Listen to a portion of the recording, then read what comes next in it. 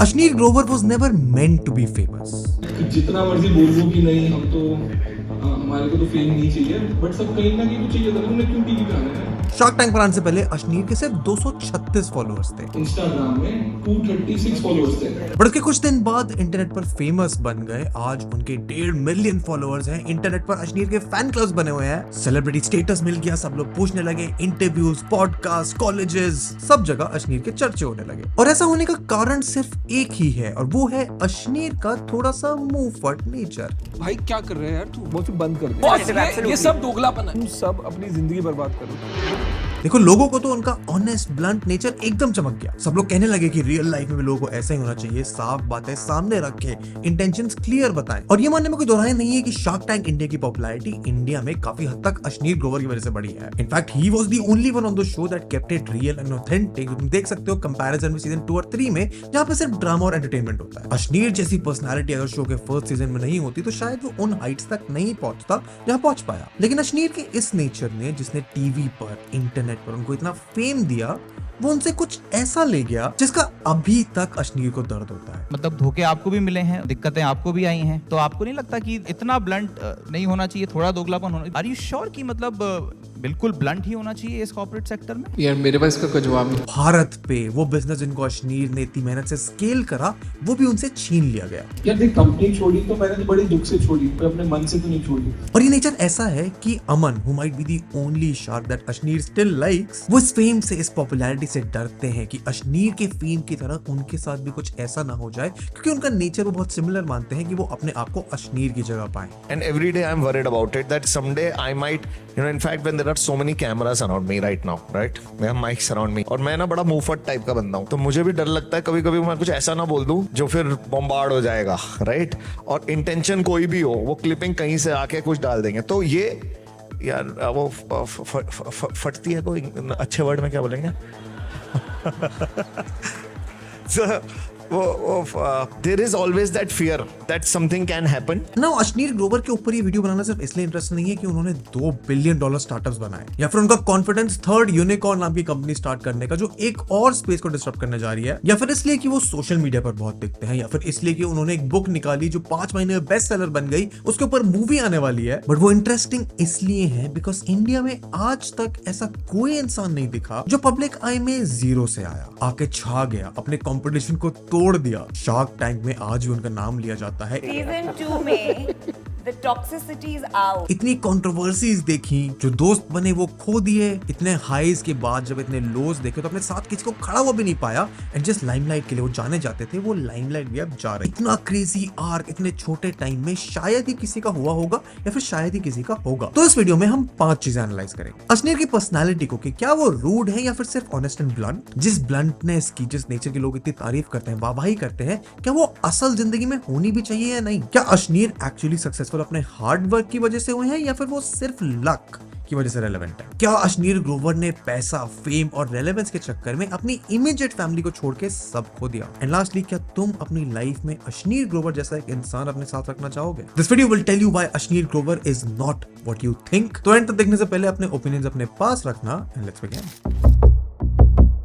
अश्नीर ग्रोवर की स्टोरी बहुत इंटरेस्टिंग है। He was born in Delhi 1982, वहीं पे स्कूलिंग करी, वहीं पे आईआईटी करा। आईआईटी ना एक धोखा है, ठीक है, जो हर लेवल पे आपको बोला जाएगा अब सेट है, अब सेट है। अश्नीर खुद बताता है कि शुरुआत से वो टॉपर किस्म के बच्चे थे, 5th क्लास के बाद हर साल टॉप किया। लेकिन स्टार्टिंग से ना Ashneer was never good with people, he was introvert, और उन्हें दोस्त बनाने में दिक्कत होती थी। आईआईटी से ग्रेजुएट हुए, आईएम अहमदाबाद से एमबीए करा, अपनी वाइफ माधुरी जैन से शादी करी, 2006 से 2013 तक 7 साल कोटक फाइनेंसिंग बैंक में काम करा, और बाद में 2 साल के लिए अमेरिकन एक्सप्रेस ज्वाइन कर लिया। बट इंटरेस्टिंग बात यह है कि उस समय अश्नीर को कोई ऐसा शौक नहीं था बिजनेस में घुसने का, ना ही ऐसा सोचा था। लेकिन अपनी जॉब के समय में वो इतने लोगों से मिले दैट मेड हिम रियलाइज कि लोग उनके ही कैलिबर के इतने अच्छे बिजनेस कर रहे हैं, and there is just one difference, those people take more risks. वहीं से फिर 2015 में अश्नीर ग्रोवर ने ग्रोफर्स ज्वाइन करा एज सीएफओ। उस कंपनी में ही played a key role finance में, लीगल में, बिजनेस में, गवर्नमेंट ऑपरेशंस में कंपनी के। अश्नीर की लीडरशिप के अंदर ही $170 मिलियन की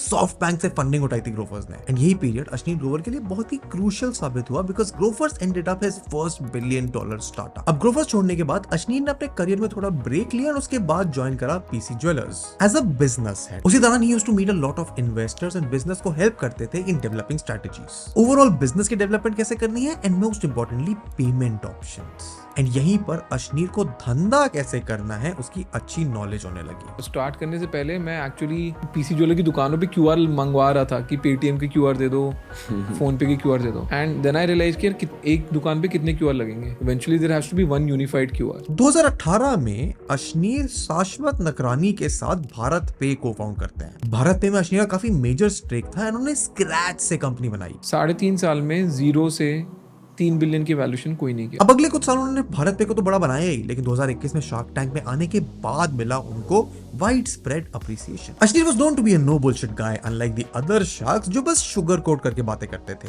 और अपने इस ब्रैश नेचर की वजह से अशनीर को मिला इतनी पॉपुलैरिटी, चाहे वो सपोर्ट में हो या अगेंस्ट में, but he got people to talk about him. लेकिन यही same fame shark tank season 1 के बाद अशनीर के लिए एक बहुत बड़ी प्रॉब्लम खड़ी करता है। सीजन 1 जब सक्सेसफुली खत्म हो गया था तो अशनीर के साथ भारत पे में एक कंट्रोवर्सी होती है। अशनीर की एक रिकॉर्डिंग वायरल हो जाती है जहां पे वो अलेजेडली शाउट कर रहे हैं फ्यूरियसली कोटक महिंद्रा बैंक के एक एम्प्लॉय पे over the IPO allotment of Nykaa. Sorry, I don't know, sir, what you're saying. इस कंट्रोवर्सी के चक्कर में इवेंचुअली भारत पे से उनको एक वॉलंटरी लीव लेनी पड़ी जो बाद में मैंडेटरी लीव बन गई। भारत पे के बोर्ड ने एक इन्वेस्टिगेशन शुरुआत करी जहां पे वो जांच रहे थे allegations of financial fraud involving Ashneer Grover, उनकी wife and other employees. And Ashneer की प्रोफेशनल स्टोरी का बहुत ही विम्पी सा एंड हुआ when he ended up reluctantly resigning from his position at BharatPe. अब अशनीर की ये कहानी तुमने शॉर्ट वर्जन में चाहे यहाँ सुनी हो या फिर पहले सुनी हो, जो तुमने नहीं सुना होगा वो ये है कि शार्क टैंक से मिलने वाले रिकॉग्निशन के बाद अशनीर के नेचर पर बहुत सारे सवाल उठने लगे। बोला जाने लगा कि अशनीर ग्रोवर को गॉड कॉम्प्लेक्स है, कि वो अपने आप को भगवान मानते हैं। एंड सिर्फ पब्लिक सेंटिमेंट का नहीं, इंडस्ट्री के एक्सपर्ट्स का, उनके पीयर्स का भी ऐसा ही मानना था। अशनीर की एरोगेंस को लेकर एक बीसी जिसने भारत पे में इन्वेस्ट करा था, उन्होंने बोला कि Grover has been allowed to get away with this so far as long as he was getting new investors at a higher valuation, the board ignored everything else. वहीं हर्षजीत सेठ ही जो मैनेजिंग डायरेक्टर है सेक्वायर कैपिटल इंडिया के, उन्होंने एक mail लिखा अशनीर ग्रोवर को अगस्त 2020 में। उसमें लिखा कि तुम्हारी तरफ से जो messages and threats over the last few days आए हैं have been very hurtful and disappointing। लेकिन फिर जिस रिकॉग्निशन का फायदा उठा के लोग अशनीर पे उंगलियां उठा रहे थे, उन्होंने उसी को यूज करके 5 महीनों में अपनी किताब निकाली दोगलापन। एंड किताब बहुत बिकी, इतनी कि it was the third highest selling book on Amazon India in 2022। Grover की पर्सनल प्रोफेशनल जर्नी, भारत में की कंट्रोवर्सी और उसके साथ जो दोगलापन हुआ, उसकी सारी भड़ास को बहुत ही रॉ और ऑनेस्ट तरीके से अशनीर ने अपनी लाइफ स्टोरी को बिजनेस इनसाइट्स के साथ रैप करके उस किताब में जनता को दिया। बहुत लोगों को बहुत पसंद आई बिकॉज उसमें कैंडिडेट स्टोरी टेलिंग थी, बहुत ही वैल्यूएबल लेसन थे एंटरप्रेन्योर्स के लिए। बट बहुत लोगों को बहुत बुरी भी लगी कि ओवरटली सेल्फ प्रमोशनल है या फिर वो अपनी कंट्रोवर्सी के लिए लोगों से सिंपैथी लेना चाहते हैं। एंड इतनी कॉम्प्लिकेशंस के बीच में जितनी नॉइज तुम्हें अशनीर के बारे में जानने को मिलती है, one thing that stands out is कि Ashneer Grover is without a doubt a marketing genius. अब वो ऐसे है कि अशनीर को बहुत अच्छी समझ है कि किसको क्या और कैसे बेचना है। इसी के कारण अशनीर के स्टार्टअप्स, ग्रोफर्स और भारत पे को इतनी सक्सेस मिली थी, क्योंकि भारत पे का ब्रांड बिल्ड करने के लिए अशनीर को पता था कि he needed someone people trust and have an influence, जिसके लिए उन्होंने सलमान खान को ब्रांड एम्बेसडर बनाने की सोची, for which he was charging 7.5 crore, लेकिन सिर्फ 4.5 करोड़ में डील क्लोज कर दी। सलमान खान से मिला, मतलब उसको हमने स्पॉन्सर रखा था। उसी के साथ ही रियलाइज कि जिस मार्केट में ऑलरेडी बहुत बड़े प्लेयर्स बैठे हैं, उसको डिस्टर्ब करने के लिए उन्हें एक रैडिकल डिसीजन लेना पड़ेगा जहां पे वो अपने मर्चेंट से 0% फीस चार्ज करेंगे। तो that's how I created Bharat पे, सेइंग कि एक क्यूआर लगाएंगे और उस पे कोई चार्जेस नहीं कटेंगे। जब उनके बिजनेस से उनको निकाल दिया गया तो Ashneer was quick to realise the power of content creation. अपनी भारत पे की कंट्रोवर्सी के दौरान ही started milking his new found reputation. उनकी शार्क टैंक की पॉपुलैरिटी भारत पे की कंट्रोवर्सी तो चली रही थी, लेकिन उसके पैरेलल उन्होंने इंस्टाग्राम पे, यूट्यूब पे, पॉडकास्ट में अपनी real personality away from his business side लोगों को दिखानी शुरू करी। उनकी किताब जब रिलीज हुई तो वो तो एक स्पीकिंग स्प्री पर ही चले गए। पॉडकास्ट, इंटरव्यू, सेमिनार्स, इंडिया के टॉप कॉलेजेस में। अब अशनीर की इसी देसी भाषा ने उनके के अनकन्वेंशनल व्यूज ने उनको स्टूडेंट क्राउड के बीच में बहुत फेमस बना दिया और फैंस उन्हें आइडियलाइज करने लग गए। इसके अलावा उन पर जितने मीम्स बनते हैं जिनके चक्कर में उनकी सोशल मीडिया रेलेवेंस रहती ही रहती है, तो ना चाहते हुए भी अश्नीर ग्रोवर की शक्ल, उनके कुछ एक्शंस, उनके कुछ वर्ड्स तुम्हारी आंखों के सामने तुम्हारी सोशल मीडिया फीड पे, चाहे वो लिंक्डइन हो, इंस्टाग्राम हो, ट्विटर हो, यूट्यूब है, हमेशा रहते थे। जब एक इंटरव्यू में उनसे पूछा गया कि क्यों सारे एंटरप्रेन्योर्स कंटेंट क्रिएटर्स बन रहे हैं या फिर अश्नीर बिजनेस छोड़ के क्यों इन्फ्लुएंसर बन रहे हैं, उनका जवाब बहुत ही ऑनेस्ट था। ये जो जितना इन्फ्लुएंसर आज की डेट में कमा रहे हैं ना, तुमको असली में पता लग गया ना, तुम रो दोगे। In today's time you have an opportunity of creating a personal brand. भाई मैं पिछले साल एज एन इन्फ्लुएंसर इतना पैसा कमाया ना, मैंने साला MBA, बैंक, स्टार्टअप कभी कहीं इतना पैसा नहीं कमाया, ठीक है। अश्नीर ने बहुत ही कैंडिडली शेयर भी किया कि इन्फ्लुएंसर बनने के बाद उन्होंने इतना पैसा कमाया है जितना अपने फाइनेंस, MBA, CEO की नौकरी में भी नहीं कमाया था। Now the counter point two this is कि क्योंकि यंग जनरेशन अभी कंटेंट कंजम्पशन वाले एज में इन्फ्लुएंस ज्यादा है, अनएम्प्लॉयड है और आइडल है, उनको अश्नीर जैसे कैरेक्टर्स देखने में बहुत मजा आता है। You are one of their favorites, clear favorite. राज शमानी के साथ इंटरव्यू में उन्होंने इकोनॉमिक टाइम्स को बताया कि अश्नीर ग्रोवर के पॉडकास्ट पर तो 60% व्यूज 18 to 24 वाले लड़कों को मिलती हैं। एंड शिवांग शाह जो एक डिजिटल मार्केटिंग कंपनी के को-फाउंडर है, वो कहते हैं कि यंग इंडिया को मसाला चाहिए होता है and they constantly look out for drama in that sort of content. Ashneer Grover का character play on Shark Tank has worked for the show and he is known for that, so it's only smart for him to be portraying himself the way on all other platforms. लोगों को समझ आने लगा कि जिससे अश्नीर ग्रोवर की rudeness समझते हैं वो एक्चुअली उनका तरीका है ऑनेस्ट और ऑथेंटिक होने का। But is Ashneer Grover really blatantly honest और जस्ट रूड? इस सवाल का जवाब जानने के लिए अश्नीर की एक्चुअल पर्सनालिटी को थोड़े एग्जांपल के साथ एनालाइज करना पड़ेगा। सिपलाइन, बमर्स, नाभी शार्पर्स, फलहारी, कुछ ऐसे स्टार्टअप्स थे शार्क टैंक इंडिया के पहले सीजन में जिनका या तो आइडिया बहुत ही बेकार था या फिर अश्नीर गुस्सा इतने थे कि उन्होंने अपनी सारी बारात वहां निकाल दी। ये सब दोगलापन है, मैं तेरा दोगलापन उतारता हूं अब। एंड काफी बार लोगों ने नोटिस किया कि अश्नीर के स्टेटमेंट्स कुछ स्ट्रेट फॉरवर्ड नहीं, सिर्फ डेरोगेटरी थे। ना मैं यहाँ किसी को मॉरल पुलिस करने नहीं बैठा, लेकिन क्या इम्पैक्ट रहा है अश्नीर के इस बिहेवियर का, उनकी इस पर्सनालिटी का, उनको देखने वाली जनता पर, उनको आइडियलाइज करने वाली जनता पर, और उसके क्या रिपरकशंस अश्नीर को खुद झेलने पड़े हैं, that would eventually make anyone question कि is it even worth it to praise and glorify Ashneer's behaviour. Ashneer की पॉपुलैरिटी को, उनकी पर्सनालिटी को देखते हुए there is a cult that started in the young Indians, the cult of being blunt. ये जो blunt और स्ट्रेट फॉरवर्डनेस है, and you have created a cult and have given a validation for people who are straight forward and जो घुमा घुमा के बात नहीं करते, सीधा कहते हैं। अश्नीर के इतने स्ट्रेट फॉरवर्ड होने का reason other than the fact कि उनका नेचर अच्छा है इज द फैक्ट कि उन्हें लगता है कि इंडिया को अब पॉलिटिकली करेक्ट लोग पसंद नहीं आते। ही फील्स कि नई जनरेशन को सोफिस्टिकेटेड, डिप्लोमेटिक, जेंटलमैन नहीं पसंद है, उन्हें वही लोग पसंद है जो अपने दिल की बात बिना फिल्टर के मुंह से निकाल देते हैं। बट अगर तुम एक्चुअली एनालाइज करने जाओ तो अश्नीर ने उन स्टार्टअप्स को चाहे अपने ब्लंट रिमार्क दिए हो लेकिन उससे कुछ बदला नहीं। सिपलाइन वाला आज भी अपने प्रोडक्ट्स बना रहा है। जिन लोगों को अश्नीर ने डाटा, डेरोगेट किया, डिमीन किया, वो आज भी अपना काम कर रहे हैं। अश्नीर के इंटरव्यूज और पॉडकास्ट में जो स्टेटमेंट्स उन्होंने दिए, जो कंट्रोवर्सीज उन्होंने करी, वो हमारे लिए at the end of the day just ended up being entertainment. And उनके हाजिर जवाब नेचर को देखकर सीखकर एक्चुअली किसी ने कुछ खास हासिल नहीं किया है, specially not in the way जिस तरह से उसको आइडियलाइज करा जाता था। एंड देखा जाए if you really think about it तो जनता, ऑडियंस में और तुम अश्नीर ग्रोवर के इस बिहेवियर को सिर्फ एंटरटेनमेंट के साथ लेते हैं बिकॉज वो हमारी लाइफ में बहुत मसाला ऐड करता है। इसका अंदाजा तुम इस बात से लगा सकते हो कि हम लोग जो अश्नीर को उस पेडेस्टल पे रखते हैं उनकी पर्सनालिटी और नेचर के लिए रखते हैं, but for someone who has spent so much time and been a successful businessman, क्यों हम उनकी एजुकेशन या फिर उनकी अचीवमेंट्स की बात करते ही नहीं है? क्योंकि अगर करते तो सारे चर्चे सिर्फ अश्नीर के मुंहफट नेचर के नहीं होते। एंड प्रॉब्लम यहाँ और बढ़ जाती है जब इतने कम टाइम में अश्नीर को इस फेम को रेलेवेंट रखने के लिए ऑडियंस को बार बार वो देना पड़ा जो ऑडियंस को अश्नीर से चाहिए था। Social media is democratization of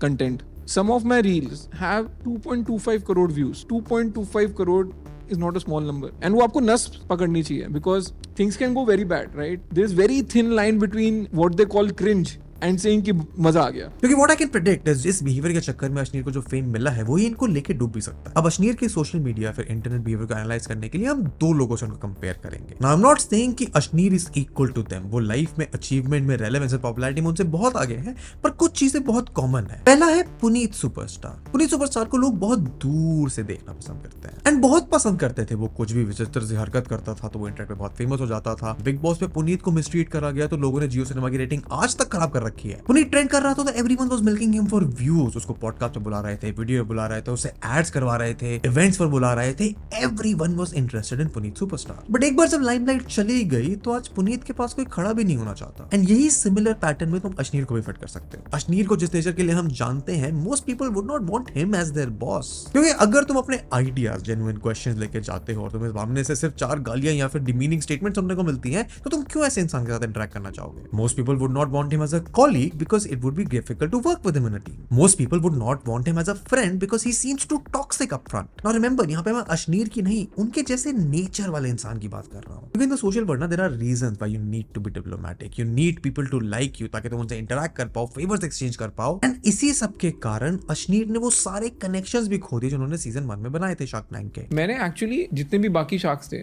उनको सोशल मीडिया से अनफॉलो कर दिया था। Now I don't know why कि अश्नीर से आगे अनुपम और नमिता जैसे शार्क्स नहीं पढ़ पा रहे हैं, आज भी उन पे टिप्पणियां कसते हैं, लेकिन सिर्फ पर्सनल लाइफ में नहीं, अश्नीर को ये कॉन्सिक्वेंसेस अपने बिजनेस और प्रोफेशनल लाइफ में भी देखने को मिले हैं। भारत पे जिसमें अश्नीर ने जी जान लगाकर स्क्रैच से बड़ा करा, वो अश्नीर को रिलेक्टेंटली छोड़ना पड़ गया। हायरिंग मिस्टेक मैंने बहुत की है। बंदे की फेस वैल्यू पे जाता हूँ, उसके कैपेबिलिटी पे चले जाता हूँ, मेरे से इंटेंट मिस हो जाती है। अश्नीर ने खुद बोला है कि क्योंकि उनका EQ लो है, उन्हें लोगों की समझ कम है। Is he going to be there for the long run, या ये मतलब पासा पलट जाएगा, दूसरी साइड चला जाएगा? Is the kind of guy जो लोगों को फेस वैल्यू पर लेता है, क्योंकि वो अज्यूम करते हैं कि बाकी भी उनकी तरह स्ट्रेट फॉरवर्ड रहेंगे। अब अश्नीर को बिजनेस की तो अच्छी समझ है कि कौन सा चलेगा कौन सा नहीं, लेकिन किस इंसान की क्या इंटेंशन हो सकती है, जेन्युइन है या दोगला है, इसकी समझ अश्नीर को शायद नहीं रह पाई। इसका भुगतान अश्नीर को भारत पे में करना पड़ा। एंड अकॉर्डिंग टू अश्नीर, वो अपनी वाइफ से ज्यादा अपने टीम मेंबर पर भरोसा कर गए, which was his biggest mistake. मेरे पास बोर्ड सीट थी where I could have put anyone, जहां पे मैं अपनी वाइफ को भी कर सकता था। बट मेरे को ये लगने लग गया कि अगर मैं अपनी वाइफ को बोर्ड पे लाऊंगा तो इन्वेस्टर क्या सोचेंगे। एंड मैंने वो बोर्ड सीट खाली रखी, एंड वो जब मेरा बोर्ड बैटल हुआ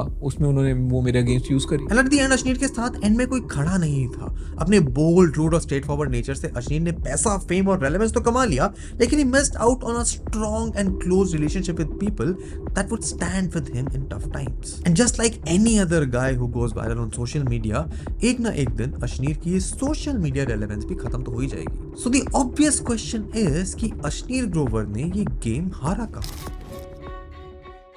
शार्क टैंक के बाकी शार्क जैसे अनुपम, अमन, पीयूष को अगर तुम देखो तो उनका सब बढ़िया चल रहा है। उन्हें शार्क टैंक में बुलाया जा रहा है, शार्क टैंक पैसे दे रहा है, वो बिजनेस में इन्वेस्ट कर पा रहे हैं, खुद का बिजनेस भी कर रहे हैं, they continue to be in the spotlight, वो शोज में जा रहे हैं, इवेंट्स अटेंड कर रहे हैं, podcast, interviews, they are winning all the way. But Ashneer अब लाइमलाइट से जाते जा रहे हैं। तो क्या खामियां रही जिसको अगर वो अवॉइड करता है अपने बिहेवियर में, तो he might have been in a better situation? इसका कोई डेफिनेटिव आंसर तो नहीं है, बिकॉज हर इंसान की किस्मत, उनकी सिचुएशन, उनकी लाइफ स्टोरी बिल्कुल अलग होती है। लेकिन फिर भी I think there are certain things that we can learn from Ashneer's mistake. पहली गलती अश्नीर ने करी that he put too much trust in his co-founders. Ashneer ने अपने टीम मेंबर्स को फेस वैल्यू पर लिया, and this happens often considering इतना समय साथ काम करते हुए हो जाता है तो नेचुरली ट्रस्ट बन जाता है। सेकंड गलती अश्नीर की रहती है कि वो जरूरत से ज्यादा बोलते हैं। Often times people don't value much on your words if they are more in number. And हो सकता है अश्नीर की बात को सुनने के लिए लोग सिर्फ इसलिए वेट करते हैं क्योंकि उन्हें पता है कि वो कुछ ऐसा बोलेगा जिससे ड्रामा बनेगा। वही अनुपम या फिर पीयूष को देखो तो they mostly speak up or make comments when it is necessary,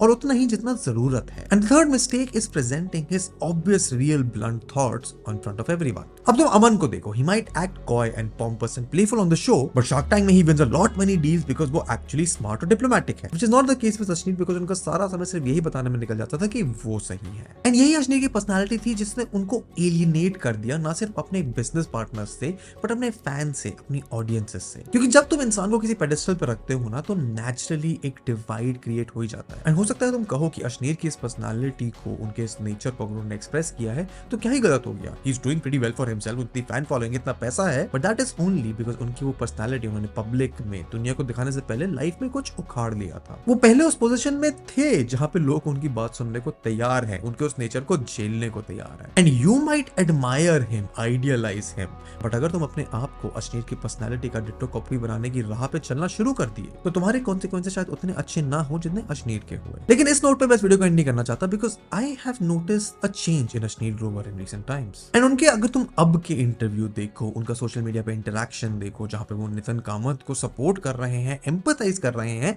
there's been some change in Ashneer's personality. हो सकता है he's learned a lot from his business mistakes, जिसकी वजह से he set up a small team of limited members to run his next startup, या फिर हो सकता है कि अब वो अपनी गलतियों से सीख के गुस्सा भी कम करता है। थोड़ा सा चेंज भी हो गया हूँ, राइट? पहले मेरे को बहुत गुस्सा आता था, नॉर्मल इंसान के हिसाब से अभी भी बहुत ज्यादा आता है, बट उससे बहुत कम हो गया है। एंड आई एम कॉन्फिडेंट कि अश्नीर ग्रोवर ने जो इतने कम टाइम में इतना इंटरेस्टिंग आर्क देखा है, उसकी गलतियों से सीखकर उनका जो आगे आने वाला करियर है, because Ashneer knows how to be relevant in the eyes of the people. वो किसी भी हालत में जल्दी हमारे सामने जाने तो नहीं वाले हैं, पर उनकी पर्सनालिटी को इवॉल्व होते देखने में मैं बहुत इंटरेस्टेड हूं। And that's for this video. YouTube algorithm कह रहा है कि तुम यहां तक आई हो, तुम्हें वीडियो अच्छी लगी है, ये वाली और अच्छी लगेगी, इसलिए इस वीडियो को लाइक करो। ये पूरी प्लेलिस्ट है जहां पे हमने और ऐसे एनालिसिस वीडियोस बनाई है, उनको देखो, चैनल को सब्सक्राइब करो, and I will see you in the next one. Good bye.